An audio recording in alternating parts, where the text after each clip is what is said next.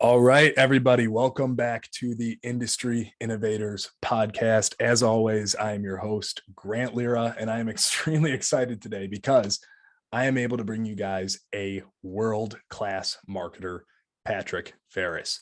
Patrick has worked with the likes of BMW, the City of Las Vegas, Hyatt Hotels, the band Linkin Park, and many other, worldwide brands and entities. So I'm extremely excited that I get the pleasure to pick his brain today and learn how somebody of this caliber operates and views business. So without further ado, Patrick, how are you doing today, my friend? I'm doing great, Grant. Thanks so much. That was some nice things. I appreciate. I can't wait to hear what I have to say. No, I'm kidding.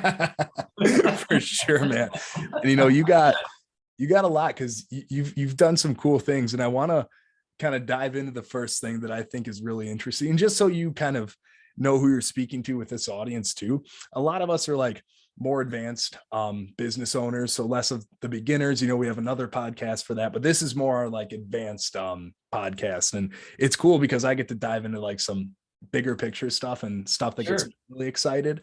And one of those things is when we initially got connected, you mentioned that you own and operate 6 agencies. Do you still own and operate all those? Have you exited some? Because that's a lot. That's where the gray hair came from. I'm only 27 years old. No, I don't own 6 now.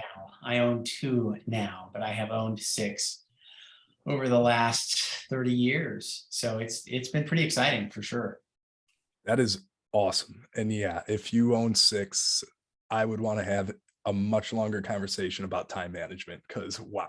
But that's super cool. So bringing me to this question, and I'm glad we're tackling this first because I know that a lot of people often have uncertainty or they're curious about like, when do I sell? Like, when do I exit? When do I start to look at that? And then how do I actually go about doing that? So do you have any advice or anything you can share about your process with that? Boy, that's such a good question. I think that so many I hate the entrepreneur. It's a great word. It's an overused word. It's an old word. I don't know what we call. Some people use the term serial entrepreneur. But to answer your question, I think it comes down to you want to sell at the top, right? But the thing about being a business owner or an entrepreneur or whatever is that when you're on the top, things are going pretty good and you don't want to sell. And it's really hard to recognize when that moment is. I've been fortunate enough to have some really big wins and some really crappy losses, and you just go, wow, that sucked. But when you have a big win too, you go, okay, I'm feeling pretty good. So I guess, at least for me, it's really a 2-point decision. One is the financial windfall or loss, and the other one is, are you still interested? And maybe the third one is, are you still relevant with what that company is doing? And I think relevancy changes very, very quickly now than what it may have been like in 1990. Yeah. How do you determine if you're still relevant? Like, what does that even look like? Because that's one of those super soft statistics, right? It's not like you can look at P&L and see that. Sure. And I'll tell you what. So this is how I kind of look at it, because I can do it from a personal perspective. And when I started my career, I was at Foot Cone and Belding, which is today it's known as FCB, but it's a very, very large advertising agency. And I was working in the San Francisco office on Levi Strauss and Clorox and Alaska Division of Tourism and Dole Pineapple. And just, I was working on everything. And I started off in media planning, and then I went into sales promotion. I went into sales promotion because media planning was boring me. It was just numbers, and there was an opportunity. I applied for it, and sales promotion for me was a lot more exciting because sales promotion, you see what's happening right now. Then after, it's about maybe close to 2 years, maybe a little less than 2 years, I I pissed off the wrong client and I got fired. But I was a little bit of a smart ass anyway. So I kind of had that coming. Then I went over to Pier 39 in San Francisco and became the director of marketing for attractions, which is, Pier 39 is a big shopping, dining, entertainment complex on Fisherman's Wharf. And I did really well there. We really moved the needle in terms of sales and global awareness and all those kinds of things. So that worked really well, but I got bored. And for me, that was the time to get out and move on. And so I must have been maybe 26, 27, something like that. And I went, I got to find another job. And so I tried to do my own consulting thing because I thought I knew everything, and that worked. That lasted for like 3 months. I don't even count that one. But I did apply for a job in Palm Springs, California, as the director of publicity and promotions for the Convention and Visitors Bureau. And it turns out that that's when Sonny Bono, I don't know if you remember Sonny and Cher, but Sonny became, the mayor of Palm Springs. And because Sonny was there and I got loaned to him a couple of times to help with PR, I was able to negotiate with media who were doing, travel pieces or wanted to talk to Sonny. And I'd say, okay, well, if you want to talk to Sonny for a story, then you have to do a story on how nice it is in Palm Springs in the summertime. And so I was able to make a lot of media contacts. Then I got a call from Sonny and Cher's old PR agency and said, hey, come work with us in Beverly Hills. So of course I went and told Sonny, and Sonny played agent for me and negotiated a better deal. And I moved to Beverly Hills and worked for a PR agency. And then I went, I can totally do this myself. And I started my own agency, and we focused on broadcast PR. So we were producing video news releases and big television press junkets all over the world. And the company grew very, very quickly. And I was single at the time. So it was very easy for me to work around the clock, and I did. And then I went, okay, this is pretty cool. I like this a lot. I bought my partner out of the company, renamed it. I took in a small amount of sort of angel money. And then we started this division called the World Wide Web. and so we were building, sort of Web 1.0 websites for big brands like, Mazda and Pizza Hut and all those. And then about 10 years later, 9/11 hit, the economy went bust. I mean, just one thing after another. And I went, wow, I better close this thing or it's going to get really ugly really fast. And I went, holy mo. Oh, and there was another thing too that happened. The Federal Communications Commission put out a statement that said, if you don't disclose that this video you're giving to television stations is paid for by the brand, then there will be a massive fine. And it pretty much killed the business we were in. So instantly we went, we're not relevant. We need to move on. So I did. I closed the shop. Everybody made a little bit of money, which is great. It wasn't a massive windfall, but we did pretty well. And I think that was the first time I was like maybe 40. And I went, holy crap, I'm not relevant anymore. I need to do something else. So I got a couple offers from some big PR firms to come and run offices in Los Angeles, and I kind of wasn't digging it. And I got a call from a bunch of the folks that were developing the Las Vegas monorail. And they said, hey, Pat, because we had done a lot of grand opening PR campaigns for all the casinos. And so I got a call, and the guy said, hey, we're developing a monorail in Las Vegas. Do you want to be part of the deal? And I said, I don't know. What do you want me to do, PR?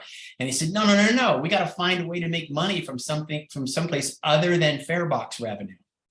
And so for me, it was really simple. I looked at it and said, okay, this thing's going to move 20 million people a year around the most visited city in the world, and you have them in a captive environment.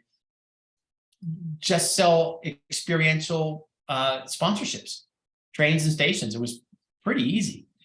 And so nobody really knew what that was at the time. So I was asked by Solomon Smith Barney, which was the lead underwriter, to write an investment grade advertising revenue study. I had no clue what that was, right? So anyway, I kind of reinvented myself and said, okay, I'm going to be the sponsorship guru. And there were a couple couple other people who worked with me on it, of course. So I showed how they could make, 15 million bucks, 13 million bucks a year by selling sponsorships. And that enabled the monorail to get a AAA bond rating. We raised $650 million, which was pretty cool. And then I sold, over the next 5 years, I sold like about $90 million worth of sponsorships on the monorail. So that worked out pretty well. And then here's the emotional part of it. I was living in Orange County, California, so I was driving to Las Vegas, flying to Las Vegas every Monday morning, coming back on Thursday night, and not seeing my family. And so, if you sell $100 million worth of sponsorships, if you're not a fool, chances are you've made enough commission to save a little money and take some time off. So I went home one day and I told my wife, I said, honey, I quit today. And she went, what? And so I said, I'm done. Like, I want to see you guys. My kids were little, and I said, this is ridiculous. So that was the emotional relevancy, right? For myself, I wasn't relevant. The sponsorship stuff, I think they're still doing that today, which is terrific. Good for them. But so I wasn't going to do anything at all. I was, for the most part, going to be done for a while. And I was talking to my next door neighbor, who happened to be one of the members of the band Linkin Park. And he goes, Pat, what are you going to do now? And I went, I don't know, dude, maybe I'll just sell some more sponsorships. And we were playing ping pong and having a couple of beers. And he said, well, what do you think? And I said, I don't know, maybe I'll sell a sponsorship for you guys. And he goes, man, we're Linkin Park. We don't do that.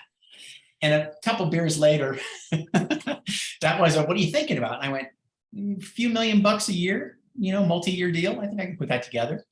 And so he called me the next morning, really early, like 9 o'clock in the morning. Rock stars don't get up at 9 o'clock in the morning, right? And he goes, hey, I talked to the other band members. They're totally into it. I said, okay, let me make a phone call. So I called a guy named Mark Hall, who at the time was the president of Monster Energy Drink, and a very good friend. And I just said, hey, Mark, 2 words. He goes, what's that? I go, Linkin Park. And he said, get him in here. And so I brought 3 of the band members over to Monster. We sat down and we made a multi-year, multi-million-dollar sponsorship deal. And I went, wow, this rock band stuff is pretty cool. So then I did sponsorships with like Slash and Fergie, Five Finger Death Punch, Rob Zombie. And I went, wow, I'm a rock and roll dude. But if you work in that space long enough, you realize that it should be a short-lived endeavor, at least for me. And then I went, okay, all right, this is good. I need to do something else now. This was like the self-fulfilling thing. It's like, cool, I've got the signed guitars, and I've got the platinum albums on the wall here in my office, and that's all cool. But then I needed to do something else. So social media, has obviously, for everybody today, you go, social media is the thing. It's like, duh, but it wasn't that way 10 years ago, right? So myself and a really good friend started a social media agency. We got Monster as a client, and things like Proximo Spirits, which is a big liquor company. And we got a bunch of clients, and it was great. And then I looked at it and I went, this is fun. It's pretty cool. It's pretty now, but we're not making enough money. Like, you can be profitable, but you want to be profitable. And then I heard about this blogger marketing stuff. And then bloggers became influencers. And then we started an influencer marketing agency. And so today, and we do a lot of projects every year for influencer marketing. So we work with thousands of influencers and hundreds of brands, which is great. And that's not to sound braggadocious. I love that word if it is a word. It's just a fact, right? And it's cool. And it's going to be around for a while, I think. So that's where I am now. But you look at all the reinventions, whether it was personal, financial, or otherwise, and every one of those to me is the question of, when do you stop becoming relevant? That's amazing. I've never heard anyone put it that way before. And there is so many different things to consider there. Like you said, there's the logical, but then there's also the emotional of like family time? And do I even enjoy this anymore? Am I able to show up and be excited to do this? And that obviously bleeds through to your results, and subconsciously you'll show that. So I love that answer. Fun fact about me, it actually was the first concert I ever went to was Linkin Park. So super, super cool. When I saw that you worked with him, I was like, okay, that's pretty awesome. Yeah, Was Chester in the band then? he was. Yeah. Yeah. So I am blessed I got to see him before he passed. Yeah.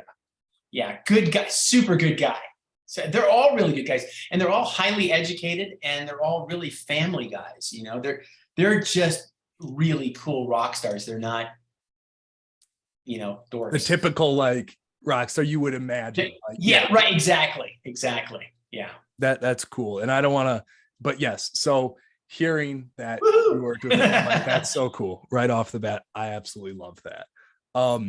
But I do also want to take it in this direction, because this is something I've heard some of my extremely successful friends say to me before, and you're kind of bringing it up again right now. And I just think it's really interesting, because there's a lot of people who subscribe to the idea of like, don't get a nice, a super nice house. Like, it's not a great investment long-term, like, but that side of thinking. But then I heard this for the first time from one of my really successful friends who lives in Las Vegas, actually. And he's like, no, Grant, I have like a multi-million-dollar house and it actually makes me money. I'm like, interesting. Like, go on. I'm assuming he's talking about, market goes up, like my house gets more valuable, stuff like that.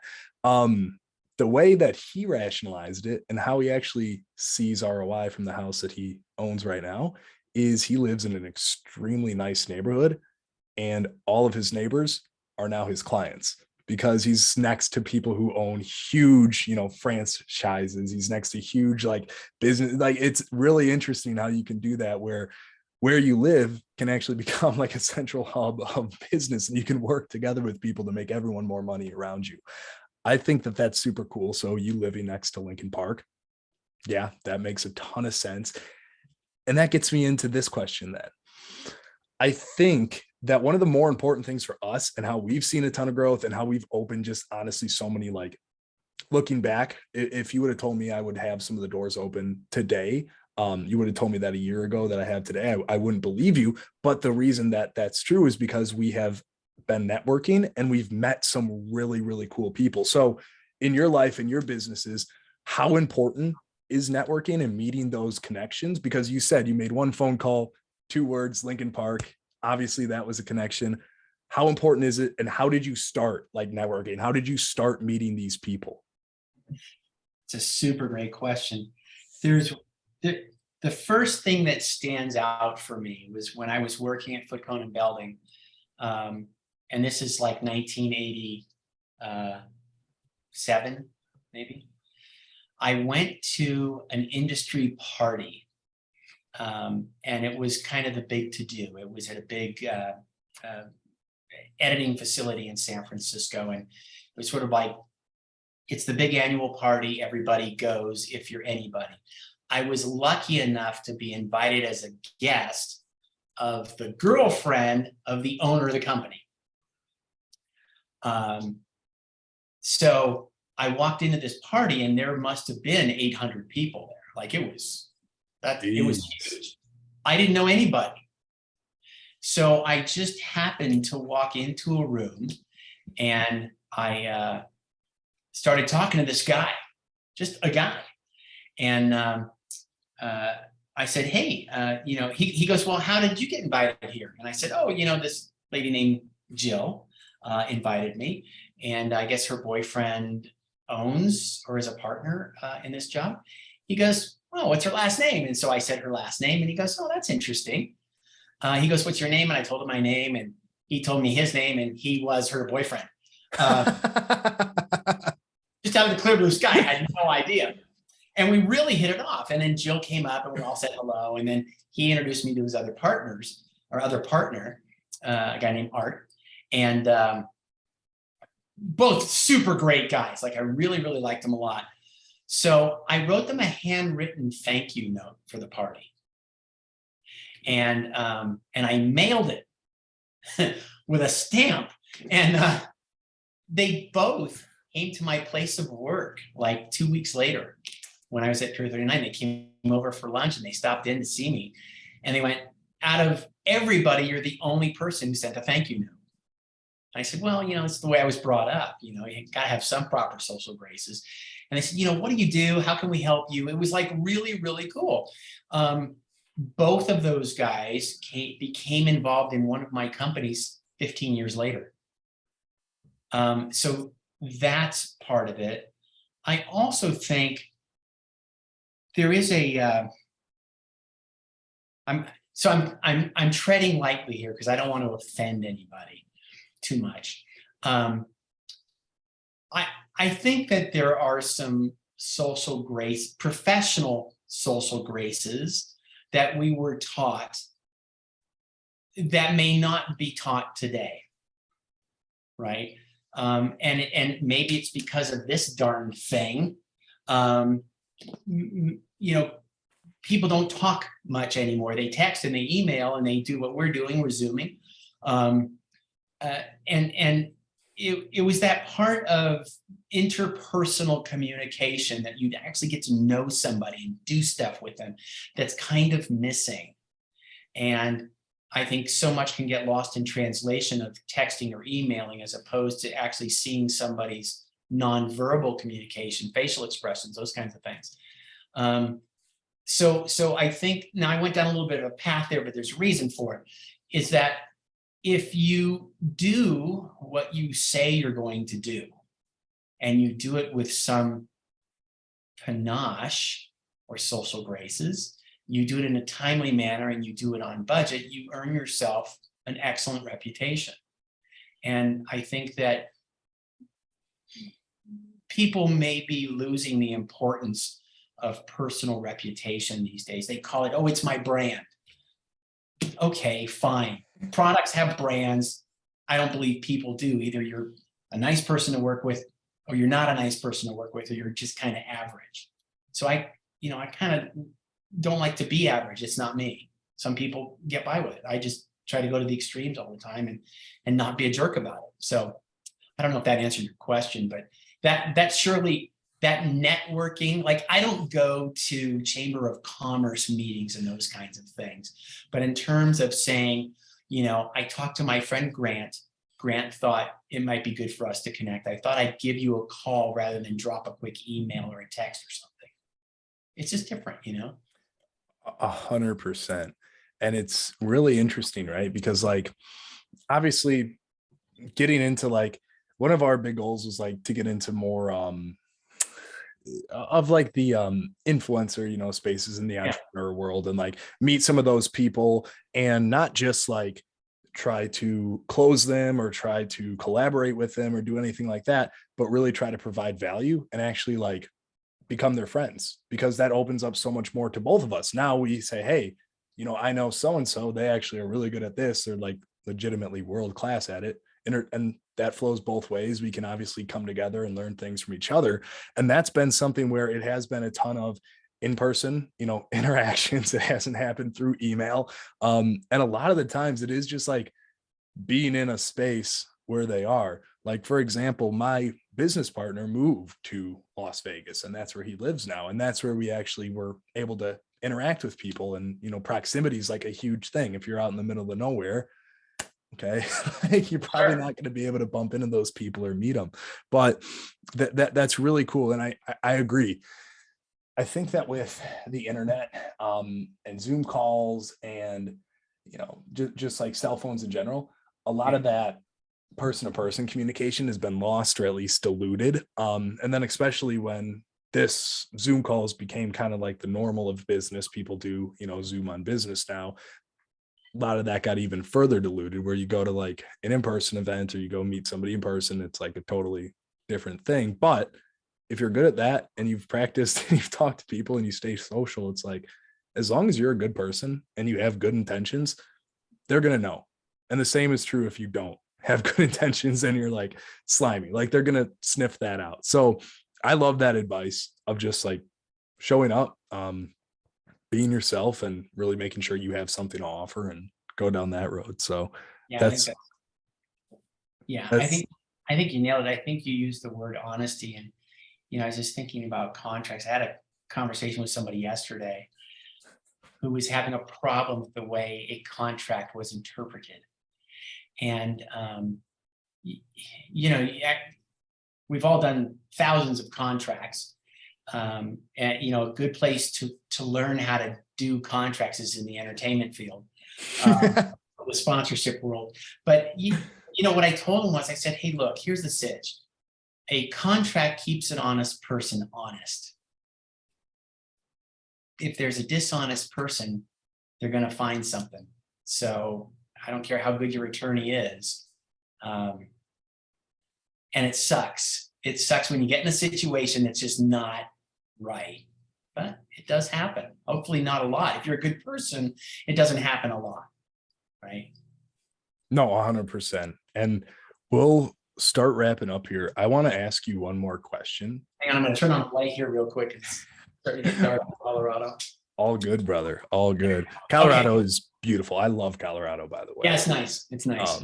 We were just down in Estes Park a while ago, and that was super fun. Oh yeah, Estes Park is beautiful. I love it down there. Last question I got for you. Yeah. And this is something that I like to ask pretty regularly. It's something that I always enjoy the response out of. And it's if you had a time machine, and let's just say, well, actually scratch that. Let's say you're back and you're, just out of whatever, you're starting your journey again.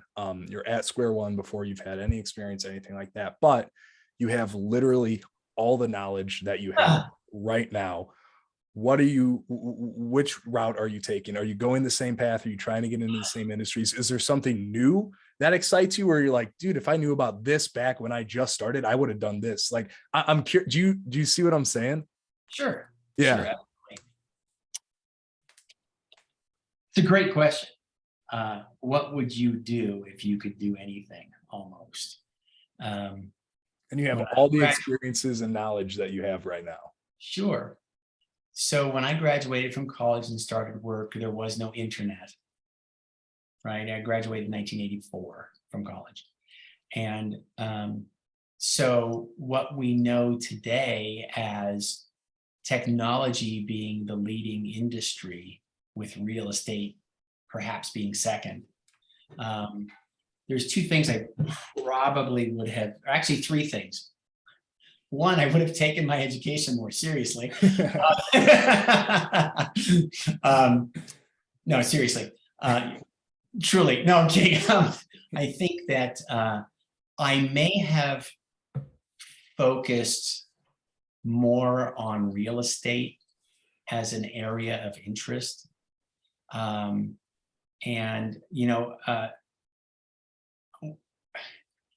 I was going to be a lawyer. That's what I initially wanted to do. And I took a couple of business law classes at San Francisco State. And I went, I don't want to read books all day. This is terrible. For me anyway. I like working with people. So I think that I would probably still be in sales and marketing because I like that as a thing to do. Real estate would have been one of them. And the other thing too, I think, is I may have stayed within a big advertising agency and risen through the ranks, or been on a brand and risen through the ranks in a brand. I think it's easy to look back on and go, oh, if I could have, would have, should have, I could have done this. And now, as again, we consider our relevancy in what we do, and we look at CEOs of other companies or CMOs, and and I say, oh, well, that guy's not any smarter than I am, but he or she may have just happened to stay more focused and stayed with the thing past the point of boredom, or toughed it out, or something else like that. So maybe it's a personality type where I just need to keep reinventing, keep evolving, keep trying something new, because that excites me. I don't know if that's a good answer to your question. It's a super interesting answer. I love it, honestly. And it's a really unique outlook on it because, like, 100%, you don't always need to reinvent the wheel or forge your own path for success, right? There's tons of different ways that we can find success. And one of those is legitimately, yeah, staying with something long enough past the point of boredom and Yeah. rising through the ranks and getting to a position that you are like just as successful as X entrepreneur. I know we don't like the word, but who had whatever, same income, same size company, and we're doing this now through a more proven route, I guess. But it's really interesting. So I gotta tell you a quick parting story because Yeah. it's relevant for this question. And you keep using this word relevant because it comes up all the time. There is a playwright named August Wilson, and I think he has 7 Pulitzer Prizes, but he only has a 5th grade education. And I was producing a video news release, and I was interviewing him at a theater up in Seattle, where his show Two Trains Running, which is a massive award-winning play. I was sitting with him on the stage, and the guys were setting up the lights and the cameras and everything, but it was just he and I in this very intimate moment. And he's an older African-American gentleman, grew up in the Deep South during the Civil Rights era. So a very trying time for America, but certainly even more trying for him. And so I asked him, how'd you do it? Like, you have a 5th grade education, you have 7 Pulitzer Prizes, and here we are sitting on the stage, and I'm interviewing you for national television news. And he kind of looked at me, and he had this old kind of gravelly voice, and he looked at me and he said, "Well, Patrick, you just need to have a belief in yourself that's greater than anyone's disbelief." And man, the light bulb went on for me, because when you are, like most of our listeners or viewers are thinking, hopefully right now, is I am alone as a leader at the top, and it can be very lonely. And the only reason they're at the top is because they did have a belief in themselves or their idea that was bigger than anyone ever thought it could be, right? And so I think that's the thing, is if you want to succeed, you have to believe in yourself bigger than anyone's disbelief. It's such a great moment in my life, and that was years ago, and I still remember it. That's golden. Yeah, and that's so true. Again, I have never heard anyone say it like that, but that is 100%, I believe, what the key a lot of people miss out on is. So that is a super cool story where that's actually playing out from somebody who's not just said it, but literally lived it. I got two more real quick ones, just because it's kind of fun, and then I'll shut the heck up. I was with Sonny Bono in his kitchen at his house in Palm Springs, and we were talking about ideas. And I'm not kidding you, he was making pasta, right? And so he took some pasta out, and we were talking. He goes, "Pat, you just gotta," and he grabbed this spoon and took some pasta out and threw it against this beautiful tiled wall over his stove. And he goes, "You just gotta throw enough pasta against the wall and see what sticks." Because that's his personality. That's all he could say. He was that character. August Wilson was his character. And the last guy was the guy who fired me from Foot Cone and Belden, who I had the utmost respect for, and I really felt like I let him down. But I said, his name was Constantine Kamenis, and a really well-known guy in the sales promotion world. I don't think he's with us anymore. I'm not sure. But anyway, I asked him, I said, "What is it that makes, a good advertising executive?" And he said, "I'm going to tell you something my dad told me." And I said, "Okay." He goes, "Shakespeare had really good ideas, but he could write them on paper. And Picasso had great ideas, and he could paint them on a canvas." He goes, "Everybody's got great ideas, but only great people can make those ideas reality." And I went, okay. So to me, that was huge. And if you combine the funny thing that Sonny said, the super deep, meaningful thing that August Wilson said, and then what Connie Kamema said, and you put them all together, it's a little bit of no wonder why I keep reinventing my career. That is so cool. Yeah, I absolutely love that. I think that is an amazing way to wrap here, Patrick. Sure. Where can we learn more about you? If we want to get in touch to work with you, where can we do that? Your chance to give any links or any websites you want, brother. I'm on LinkedIn. It's just Patrick, normal spelling, and Pharris is Pharris.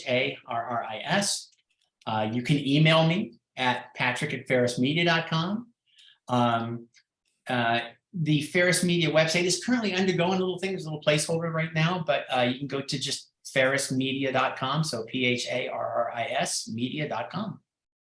Amazing. Blessed to have you on the show today, Patrick. Super cool episode. So hey, guys, Grant, thanks for reaching out. I really appreciate it. And I really hope that your podcast is just massively successful and really takes off. I super appreciate that, Patrick. Guys, thanks for tuning in. This is going to wrap up here. Remember that advice is only advice until you implement it. Much like everybody has ideas, only great people can make great ideas happen. Advice and knowledge up in your head that never gets out in the real world is not worth anything. So go out there, implement, and we'll see you guys next time. Thanks, Grant. Thanks, everybody.